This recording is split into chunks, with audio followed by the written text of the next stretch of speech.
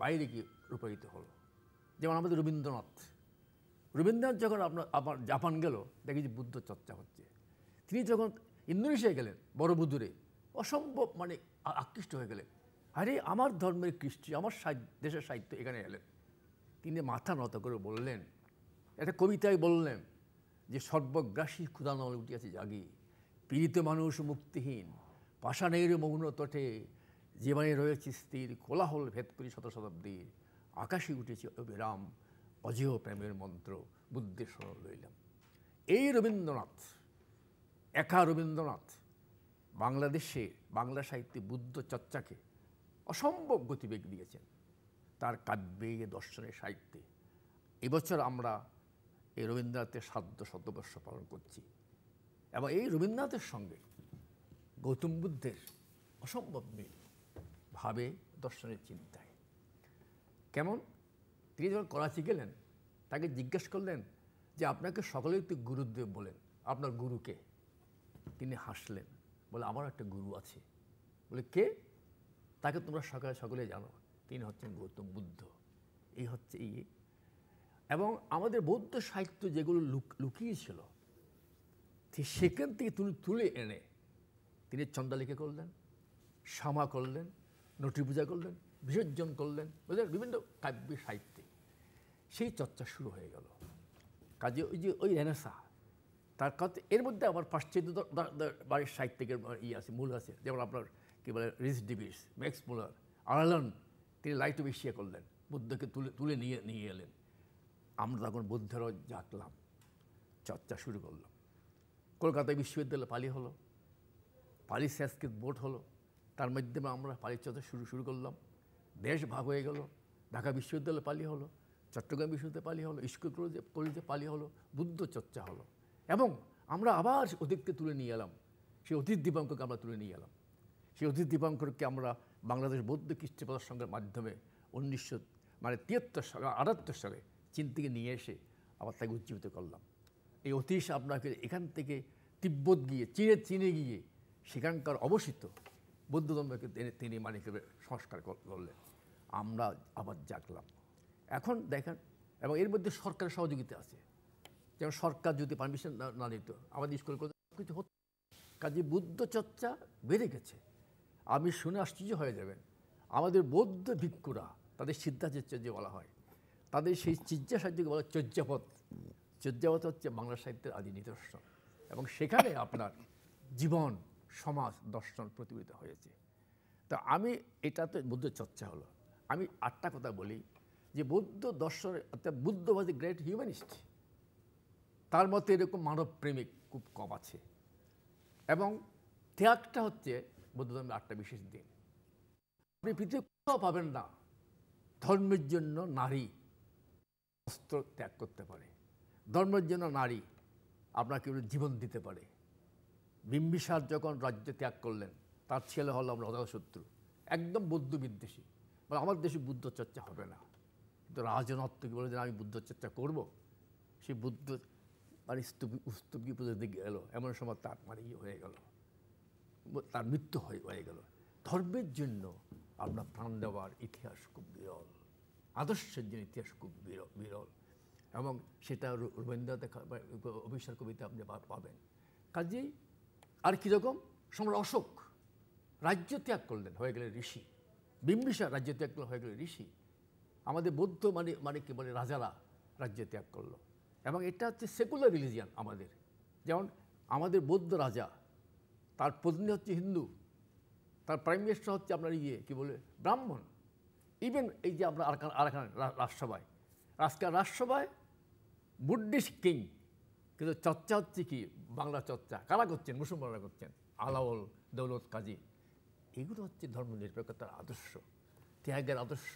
আর এই যে বললাম মৈত্রী, এটা মৈত্রী তো অসম্ভব জিনিস। সেটা কি হচ্ছে কি, মা যেমন তার একমাত্র পুত্রকে স্বীয় জীবন রক্ষা করে, ঠিক তেমনি সকল মানুষের প্রতি অপরিমেয় মৈত্রী পূরণ করতে হবে। কাজেই আজকের এই বুদ্ধ পূর্ণিমার মানে আপনার বাণী হচ্ছে কি, মানুষকে প্রেম দাও, ভালোবাসো, কাছে নিয়ে এসো, জাতীয় সম্প্রদায়ের সম্বন্ধে। এবং এটা হচ্ছে এই বুদ্ধ পূর্ণিমার আবেদন। তাই আপনাকে আমি খুব ধন্যবাদ। ডক্টর আচার্য, মাননীয় মন্ত্রী মহোদয় এবং ডক্টর প্রণব বড়ুয়া মহোদয়, ওরা হচ্ছে বৌদ্ধ ধর্মের নয়, শুধু প্রত্যেকটার একটা প্রাজ্ঞতা ওনাদের আছে। ইতিমধ্যে আপনি অবশ্যই আপনি অনুমান করেছেন। আমার মনে করতে মন্ত্রী মহোদয় শুধু রাজনীতি দিয়েছিলেন যে উনি তো এতটুকু ধর্মের নিগুড় গভীরে যাবেন, এটা তো আমি কখনো কল্পনা করিনি। এই জন্য আপনাকে ধন্যবাদ। তবে একটা কথা এখানে বলি, বাংলাদেশ স্বাধীন হয়েছে পর্যন্ত কোনো মন্ত্রী নিয়ে বোধহয় কোনো চ্যানেলে এককভাবে ধর্মীয় আলোচনা হয়েছে বলে আমার জানা নেই। বৌদ্ধ ধর্ম আজকে বোধহয় এটাই প্রথম। এই জন্য আমাদের পরিচালককে ধন্যবাদ জ্ঞাপন করি যে তিনি একজন মাননীয় মন্ত্রী নিয়ে যে আজকে বৌদ্ধ পূর্ণিমা অনুষ্ঠানটা আমরা আলোচনার সুযোগ করে দিয়েছেন। পক্ষান্তরে আমি বলবো যে প্রণব মহোদয় অনেক তত্ত্বের কথা বলেছেন, আর আপনি যেগুলো বললেন এগুলো তো ঠিকই আছে, কিন্তু যেহেতু আপনি রাজনীতিবিদ একজন, একটা রাজনীতি, একটা পার্টি, দলও তো আমরা অনেকে করি না, কিন্তু রাজনীতি করি। আর যারা রাজনীতি করি তারা মাটি মানুষের রাজনীতি করি এবং সবাইকে আমরা ভালোবাসি।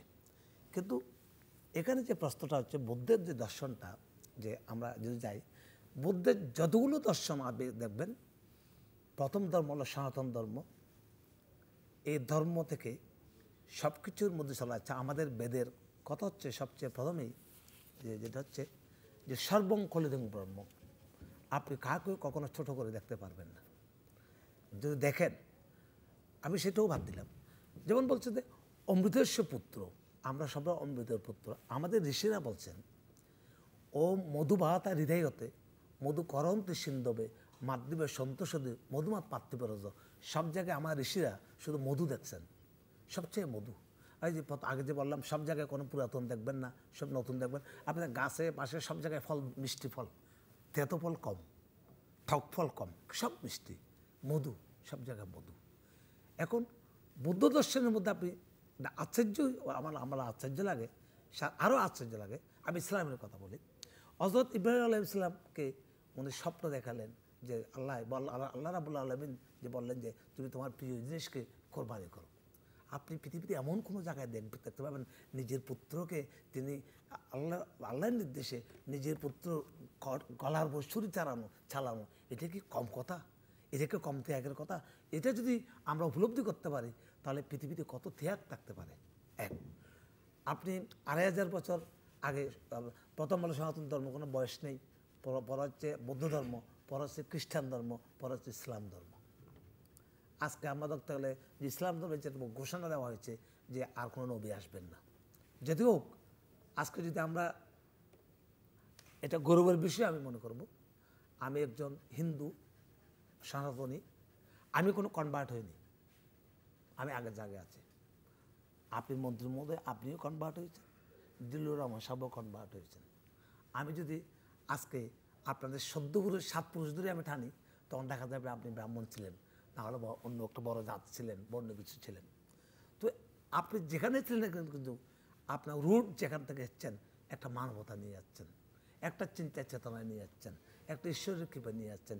সেটা নিয়ে আমরা তো আজকের ধর্মের নীতি বড় কথা নয়, মানুষ হচ্ছে বড় কথা। যেমন আমি এখানে একটা কথা আপনাকে অ্যাড করতে পারি। বুদ্ধদেবকে যখন উনি ওই বিশ্বপতি পণ্ডিত যখন তিনি প্রশ্ন করলেন, পড়ার জন্য গেলেন, বললেন সরেও, তিনি বললেন অনাত্ম, অনিত্য সংসার। আবার যখন বললেন বলে অনিত্য, অনাত্ম নাই। আবার যখন বললেন বলছে দুঃখ, সংসার দুঃখ, দর্ব। অথচ আমাদের শিক্ষা প্রতিষ্ঠানে দেখা যায় সরেও দেখুন বলছে অজগর আচ্ছে তেরে। প্রথমে আমার সন্তানকে অজগরের সাথে পরিচয় করে দেওয়া হচ্ছে, পশুর একটা সস্ত্রীপ জীবের সাথে, হিংসাক্ত। এখন সন্তান জিজ্ঞাসা করছে যে অজগর কোনটা, আবার একটা সাপ দেখাতে হলো, কিন্তু সেটা না দেখাই পারতাম আমাদের বুদ্ধিজীবীরা। প্রথম পরিচয় করে দিলেন প্রথম অক্ষরের সাথে, একটা সস্ত্রীপের সাথে, একটা প্যারাসাস জীবের সাথে। সেখানটাতে দেখা গেল যে যেগুলো আমরা জিজ্ঞাসা চ্যানেলে দেখি যে বাঘে হরিণ ধরে যে প্যারাসাস করে উনি বক্ষণ করছেন, আমরা তাকে প্যারাসাস মানে আমাদের কত খারাপ লাগে। অথচ আমরা প্রতিদিনই সকালে নাস্তা খেতে সেটা খাই। তা আমাদের মন মানসিকতা এই বিজ্ঞানের যুগে, কামনা বাসনার যুগে, হিংসা বিদ্বেষের যুগে, অস্ত্রের যুগে, সন্ত্রাসীর যুগে, লোভ লালসার যুগে এবং বেচা কেনার যুগে এগুলো কতটুকু বুদ্ধদেবের যে চিন্তা চেতনাগুলো প্রতিফলন করতে আমরা পারবো, সেটা যদি আমরা তার দিকে যদি সতর্ক না হই, তাহলে আমার মনে হয় আমাদের যে পূর্ব আলোচনাগুলো আমাদেরকে একটু ভাবেই দেখতে হবে যে কতটুকু করতে পারে। আমি একটা মন্ত্রী মহোদয় আপনার কাছে নিবেদন করব, যে সেটা হচ্ছে আজকে যে শিক্ষা ব্যবস্থা যেগুলো হচ্ছে, আপনি আমার থেকে বয়সে অনেক বড় জ্ঞানী বৃদ্ধ মানুষ, ঈশ্বর আপনাকে আরও বড় করুক। আমার দুঃখ লাগে যেহেতু আমি মানবাধিকার চর্চা করি। আজকে আমাদের সমাজটা, ভবিষ্যৎ সমাজটার জীবনেও কখনো ভালো হবে না। না হবার একটা কারণ হলো যে নেটওয়ার্কের কারণে। আমাদের নেটওয়ার্কগুলো যেগুলো একটা সুন্দর সুশৃঙ্খলভাবে হওয়ার কথা ছিল, আমরা সেটা করতে পারিনি। আমাদের গভর্নমেন্ট নিয়ন্ত্রণ করে নেই, বা যারা করে তারা নিয়ন্ত্রণ করে নেই। না করার কারণে একটা ছেলে, নেটওয়ার্ক মানে কি? নেটওয়ার্ক বলতে গেলে মানে আপনি কি বোঝাতে চাইছেন? এই যে টিভি চ্যানেলগুলো বা টিভি চ্যানেল, বই, সিনেমাগুলো, এগুলো নাটকগুলো বলতে চাচ্ছে। যেমন একটা ছেলে একটাকে সিনেমাতে অস্ত্র মারছে, অস্ত্রটা কিন্তু এগুলো বুয়া, কিন্তু ওই ছেলে মনে করছে তো বোধহয় আসল অস্ত্র বোধ হয়, সে কিন্তু আপনাকেও মাত্র কোনো খবর করতেছে, তাতে ফিলিংস আসতেছে। মিডিয়ার কথা বলছিলাম। যে মিডিয়াগুলো দিচ্ছে, এই মিডিয়াগুলো বারবার আমাদের ছেলেদেরকে বিভিন্ন করে তুলছে বারবার। আপনি কখনো একটা পিতা, একটা কন্যা, একটা সন্তান বাবাকে বড় কথা বলার কথা নয়, কিন্তু নাটকের মধ্যে এমন কতগুলো দেওয়া দিয়ে একটা ছেলে বাবাকে বড় কথা বলছে, সুযোগ পাচ্ছে। যে ছেলেটা আপনারাও তো আমরা কখনো পাইনি এ ধরনের কথা, আজকে ঘরে বেশি সেগুলো পাচ্ছে। তাহলে পৃথিবীতে কীভাবে আপনি ভালো করবেন? আরেকটা কথা দিতে বলতে চাইছিলেন। আচ্ছা, আপনি ধরুন এই কোনো পুস্তকে, কোনো বইতে মার কথা লেখা আছে, বাবার কথা লেখা আছে। মা কি জিনিস, বাবা কি জিনিস, ভাই কি জিনিস, কাকা কি জিনিস, প্রতিবেশী কি জিনিস, এগুলোকে দেওয়া হয়েছে। মানবতা কি জিনিস, মানবতা কী করতে হবে, কী করলে মানবতা বাড়বে, তুমি কীভাবে মানুষ হবে, একথা বলছে লতা পাতা গাছ বাস এই তাল বেতাল দুনিয়ায় দ্বারে দিয়ে আমাদের সন্তানদেরকে লোড করে দেওয়া হয়েছে। যার কারণে আমরা আজকে আমরা মানবতার থেকে আমরা পেছনে পড়ে গেছি। এগুলোকে আমাকে উত্তরণ ঘটাতে হবে এই ধর্মের মধ্যে। আর কিছু যোগ করবেন আপনি? আরও এক মিনিট আপনার জন্য, শেষবারের মতো। আরেকটা যোগ করি। আরেকটা যোগ হচ্ছে, যেহেতু আজকে শুভ বুদ্ধ পূর্ণিমা, সেখানে বুদ্ধ পূর্ণিমা লোকে আরেকটা কথা আমি এখানে বুদ্ধদেব জীবত্যার বিরুদ্ধে ছিলেন। আমি একটা গল্প, একটা কথা বলে শেষ করেছি। বুদ্ধদেব একদিন একটা জায়গায় পরিবহন করতে গেলেন, দেখলেন এক রাজবাড়িতে ঢাকঢোল বাজানো হচ্ছে। এটা হলো হিন্দু বাড়ি। ওই বাড়ির মধ্যে দেখা গেল যে একটা ছাগলকে পশুকে স্নান করা যাচ্ছে পুকুরে।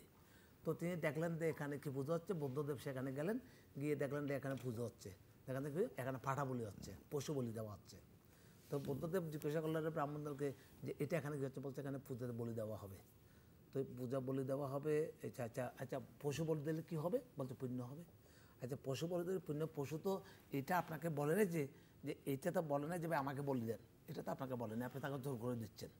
আর যে পশুকে দিয়ে দিচ্ছেন, মনে করেন কালীকে দিচ্ছেন, কালীর যে হাতের মধ্যে যে অসিটা আছে, ওইটা ইচ্ছা করলে জগন্নাথ পশু নিতে পারে। কিন্তু আপনার থেকে নিয়ে কালীর সামনে গিয়ে যে আপনি জোর করে 4-5 দিন ধরে এটা পশু বলি দেবেন, এটা তো বোধহয় আমার মনে ঠিক হচ্ছে না। আচ্ছা আরেকটা কথা বলি, পশু তো কোনো কথা বলতে পারে না, আমি তো কিন্তু কথা বলতে পারি। আচ্ছা পশু বলি থেকে মানুষ বলি দিয়ে পুণ্য হয় না?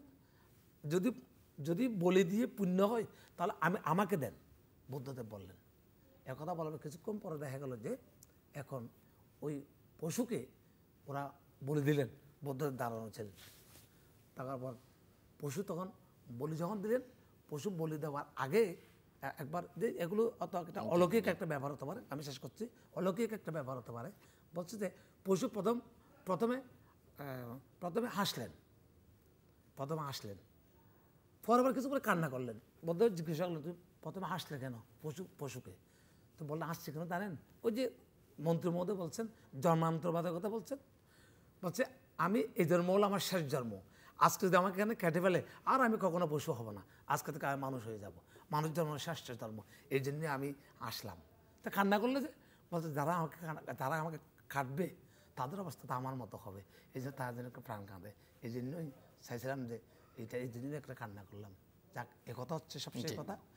ডক্টর প্রণব কুমার বড়ুয়া, না উনি যেটা বললেন শেষেরটা একটু সংযোজন হয়েছে। আসলে সেটা না, সেটা হচ্ছে কি ওটাই বলেছেন যে কি যে যদি পশুর চেয়ে মানুষ বড় কাজে আমি বলে দিতে এসেছি, এটাতে এদের রাজা হয়ে গেছে, ইমপ্রেসড হয়ে গেছে। তখন রাজ্যময় ঘোষণা করে দিতে যে আমার রাজ্যে এখন থেকে আর ইয়ে হবে না, জীবহত্যা হবে না,